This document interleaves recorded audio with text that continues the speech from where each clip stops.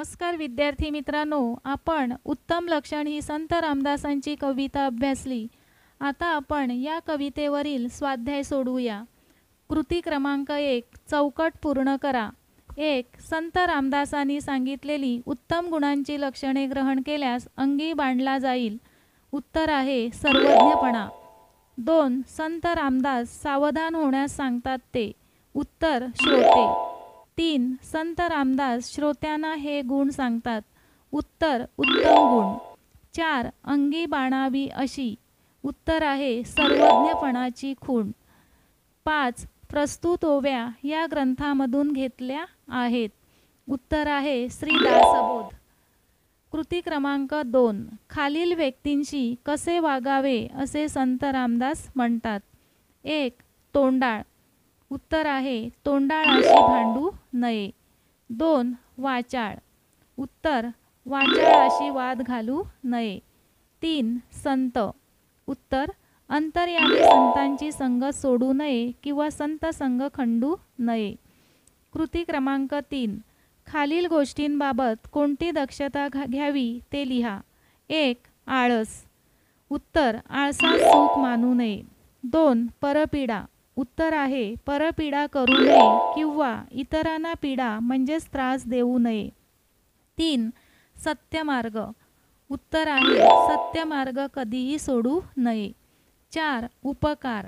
उत्तर कोणाचेही उपकार घेऊ नयेत. कृती क्रमांक 4, संत रामदास यांनी विचार करून करायला सांगितलेल्या गोष्टी. उत्तर 1. अपकीर्ती सांडावी. 2. सत्कीर्ती वाढवावी. 3. सत्याची वाट दृढ धरावी. कृती क्रमांक 5, तुमच्यातील प्रत्येकी 3 गुण व 3 दोष शोधून लिहा. या प्रश्नाचे उत्तर तुम्हाला समजावे म्हणून देत आहे. तुम्ही तुमच्यातले गुण व दोष लिहू शकतात. गुण. 1. मी कधीही खोटे बोलत नाही. 2. मी रोज व्यायाम करतो. 3. मी आईला कामात मदत करतो किंवा मी नियमित अभ्यास करतो, सकाळी लवकर उठतो. हे देखील गुणच आहेत. त्यानंतर दोष. 1. मला पटकन राग येतो. 2. मी ताटात अन्न टाकतो. 3. माझे अक्षर चांगले नाही. यानंतर काव्यसौंदर्य. 2 गुणांसाठी कृती येते. आळसे सुख मानू नये या ओळीचा तुम्हाला समजलेला अर्थ स्पष्ट करा. उत्तर. उत्तम लक्षण हे काव्य संत रामदास यांच्या श्री दासबोध या ग्रंथातून घेतलेले आहे. प्रस्तुत ओव्यांमध्ये संत रामदासांनी उत्तम म्हणजे आदर्श व्यक्तीची लक्षणे सांगितलेली आहेत. तसेच कोणत्या गोष्टी आपल्या वर्तनात टाळल्या पाहिजेत याचा खुलासा केला आहे. आळस हा माणसाचा शत्रू आहे. संत रामदास स्वामी म्हणतात, आळसामुळे आपली लहान मोठी कोणतीच कामे वेळेवर होत नाहीत. आळस सोडून जो प्रयत्न करतो त्याला नेहमीच योग्य मार्ग सापडतो. आळसे कार्यभाग नाचतो. आळशी माणसाला समाजात मान मिळत नाही. या समर्थ रामदासांच्या उक्तीमध्ये हेच तत्त्व सांगितलेले आहे. आळसामुळे प्रगती होत नाही. या उलट सतत कार्य करीत राहिल्यास व्यक्ती प्रगतीपथावर राहतात व यशस्वी होतात. म्हणूनच आळसात सुख न मानता सतत कष्ट करा व स्वतःची उन्नती करा असा आशय प्रस्तुत ओळीतून व्यक्त होतो. यानंतर खाली दिलेल्या काव्यपंक्तींचे रसग्रहण करा. 4 गुणांसाठी ही कृती येते. जनी आर्जव तोडू नये, पापद्रव्य जोडू नये, पुण्यमार्ग सोडू नये कदाकाळी. दिलेल्या पंक्तींचे रसग्रहण करताना पुढील 3 मुद्द्यांना अनुसरून 3 परिच्छेदात रसग्रहण करणे अपेक्षित आहे. 1. आशय सौंदर्य, 2. काव्य सौंदर्य आणि 3. भाषिक वैशिष्ट्ये. आता आपण या काव्यपंक्तींचे रसग्रहण करूया. उत्तर. आशय सौंदर्य. उत्तम लक्षण हे काव्य संत रामदास यांच्या श्री दासबोध या ग्रंथातून घेतलेले आहे. प्रस्तुत रचनेत त्यांनी आदर्श व्यक्तीची लक्षणे सांगितली आहेत. माणसाने काय करू नये हे सांगताना त्यांनी सत्याच्या मार्गावर चालावे, विवेकपूर्ण वागावे व स्वतःचे कल्याण करावे असा संदेश आपल्याला दिला आहे. प्रस्तुत ओवीमध्ये 3 लक्षणाचा उहापोह केला आहे. काव्य सौंदर्य. समाजात वावरताना व्यक्तीने कोणते आचरण करावे हे सांगताना संत रामदास म्हणतात, आपण कोणाच्या विनंतीचा अव्हेर करू नये, म्हणजे टाळू नये. तसेच वाईट मार्गाने संपत्ती साठवू नये. अशी संपत्ती हे पापाचे धन असते. स्वतःवर कितीही संकटे आली तरी न डगमगता सत्याचा सन्मार्ग कधीही सोडू नये. असे आचरण करणे हे आदर्श व्यक्तीचे लक्षण आहे. अशा प्रकारचा आशय प्रस्तुत काव्यपंक्तीतून व्यक्त होतो. भाषिक वैशिष्ट्ये. प्रस्तुत रचना ही ओवी या छंदात केलेली आहे.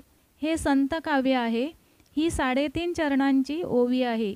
या कवितेतील भाषा ओवी या छंदाला साजेशी, सुबोध व सर्वसामान्यांना सहज समजेल अशी आहे. पहिल्या 3 चरणांमध्ये नये या शब्दाची पुनरावृत्ती झाल्याने कवितेला नादमयता प्राप्त झाली आहे. प्रस्तुत काव्यपंक्तीत विरुद्ध अर्थाच्या शब्दांची योजना केलेली आहे. उदाहरणार्थ, पापद्रव्य जोडू नये, पुण्यमार्ग सोडू नये. त्यामुळे काव्यसौंदर्यात भर पडली आहे.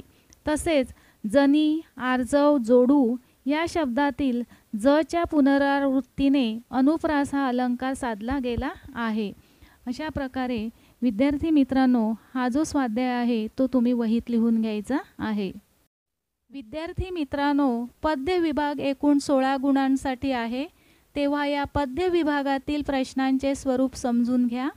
तुमच्या कृतीपत्रिकेमध्ये म्हणजे प्रश्नपत्रिकेत प्रश्न 2 पठित पद्य म्हणजे पाठ्यपुस्तकातील कोणतीही एक कविता कृतीपत्रिकेत देण्यात येईल. गुण 8. कृतीनिहाय गुणविभागणी अशी असेल: 1. आकलन कृती 2 गुण, 2. आकलन कृती 2 गुण, 3.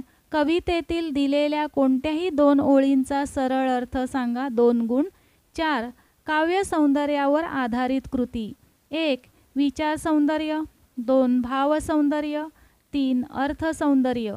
या 3 घटकांपैकी कोणत्याही एका घटकावर 2 गुणांची एक कृती विचारण्यात येईल किंवा दिलेल्या पद्यातील कोणत्याही 2 ओळी देऊन त्यावर काव्य सौंदर्यावर आधारित कृती विचारण्यात येईल.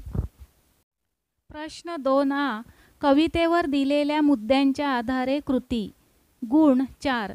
प्रश्न 2 आणि ई यात दिलेल्या पठित कविता सोडून पाठ्यपुस्तकातील इतर कोणत्याही 2 कवितांची नावे दिली जातील.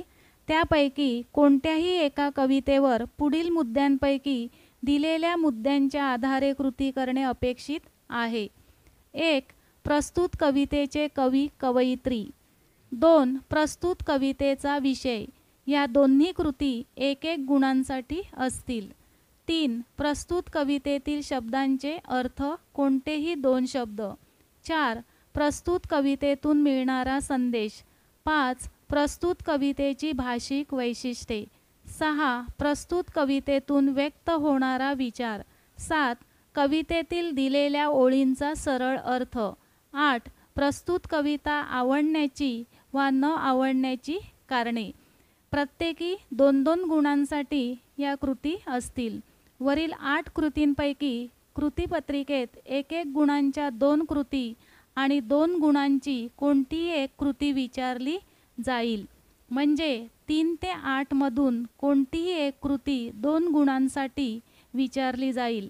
उत्तराच्या सुरुवातीला तुम्ही निवडलेल्या कवितेचे नाव लिहिणे आवश्यक आहे. हा प्रश्न कशा प्रकारचा असेल तेही पाहून घ्या. तेव्हा ही कृती सोडवण्यासाठी कसा अभ्यास कराल? तर कवींचे, कवयित्रीचे नाव, कवितेचा विषय, कवितेतून मिळणारा संदेश, भाषिक वैशिष्ट्ये, व्यक्त होणारा विचार, कविता आवडण्याची किंवा नावडण्याची कारणे इत्यादी मुद्दे नीट अभ्यासावे. तसेच कवितेतील दिलेल्या ओळींचा सरळ अर्थासाठी कवितेचा भावार्थ नीट अभ्यासावा. त्याचप्रमाणे कवितेतील शब्दांच्या अर्थासाठी कवितेच्या सुरुवातीला दिलेले शब्दार्थ अभ्यासावेत. तेव्हा पद्य विभागाचा अभ्यास अशा प्रकारे करावा म्हणजे तुम्हाला प्रत्येक कृती सोडविणे सोपे जाईल. धन्यवाद.